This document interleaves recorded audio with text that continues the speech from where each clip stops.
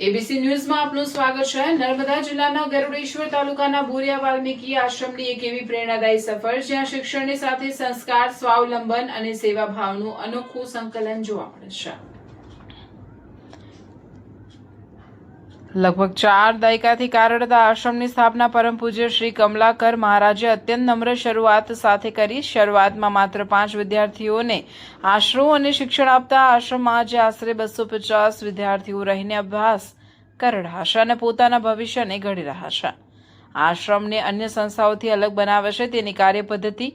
અહીં કોઈ રજિસ્ટર્ડ ટ્રસ્ટનું સંચાલન નથી, કોઈ કાયમી દાતાની વ્યવસ્થા નથી અને કોઈ પગારદાર કર્મચારી પણ નથી। સમાજના સહયોગ અને સેવાભાવના આધારે આશ્રમ સતત આગળ વધી રહ્યો છે। અહીં રહેતા વિદ્યાર્થીઓ માટે શિક્ષણની સાથે આત્મનિર્ભર બનવું પણ એટલું જ મહત્વનું છે। આશ્રમની સફાઈ, ભોજન વ્યવસ્થા, દૈનિક કામગીરી સહિત અનેક જવાબદારો વિદ્યાર્થીઓ પોતે જ નિભાવે છે। આ જીવનશૈલી તેમને માત્ર ભણતર જ નહીં પરંતુ જવાબદારી, શિસ્ત અને શ્રમનું મૂલ્ય પણ શીખવે છે। ભારતીય ઋષિ પરંપરાની જીવન પદ્ધતિને જાળવી રાખવાનો પ્રયાસ અહીં સ્પષ્ટપણે જોવા મળે છે। આધુનિક સમયની વચ્ચે પણ ભારતીય સંસ્કૃતિ અને ગુરુકુળ પરંપરાના મૂલ્યોને જીવંત રાખવા માટે પરમ પૂજ્ય શ્રી કમલાકર મહારાજનું યોગદાન પ્રશંસનીય માનવામાં આવે છે।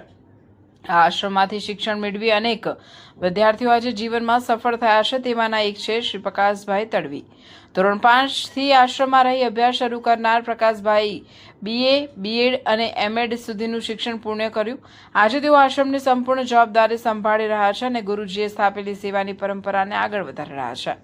તાજેતરમાં વડોદરા કાંતિભાઈ અમીન, નવનીતભાઈ મહેતા, મહેશભાઈ તથા તેમના સાથી મિત્રો બોરિયા વાલ્મીકી આશ્રમની મુલાકાતે પહોંચ્યા। તેમણે આશ્રમની કાર્યપદ્ધતિ, વિદ્યાર્થીઓના જીવન મૂલ્યોને, સ્વાવલંબનની ભાવનાને નજીકથી નિહાળી આશ્રમના પ્રયાસોની પ્રશંસા વ્યક્ત કરી હતી। બોરિયા વાલ્મીકી આશ્રમ માત્ર રહેવા અને ભણવાની જગ્યા નથી પરંતુ જીવન ઘડતરનું કેન્દ્ર છે। અહીં વિદ્યાર્થીઓને જ્ઞાનની સાથે સારા સંસ્કાર, સમાજ પ્રત્યેની જવાબદારી અને આત્મવિશ્વાસ સાથે જીવન જીવવાની પ્રેરણા આપવામાં આવે છે।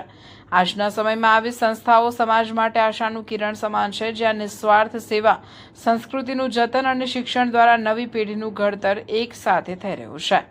રિપોર્ટર પ્રભાત સિંહ બારિયા, નર્મદા।